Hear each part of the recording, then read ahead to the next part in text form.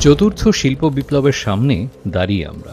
উন্নত রাষ্ট্রীয় কাঠামোর ভেতর থেকে পৃথিবীতে এই পর্যন্ত 3টি শিল্প বিপ্লবের ঘটনা ঘটেছে।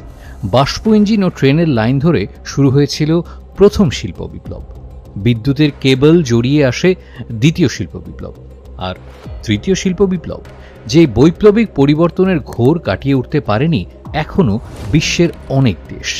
হ্যাঁ, আন্দাজ করা খুব সহজ।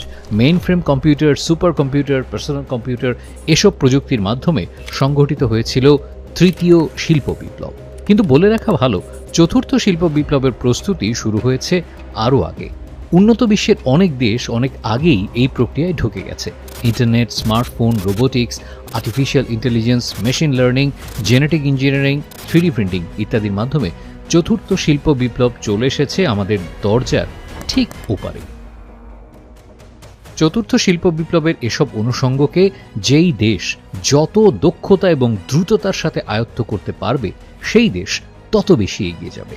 বাংলাদেশও এই বিপ্লব আন্দাজ করতে পেরেছে, প্রস্তুতিও নিয়েছে। কিন্তু সেই প্রস্তুতি কতটা কার্যকর হচ্ছে, আমরা কতটা প্রস্তুত?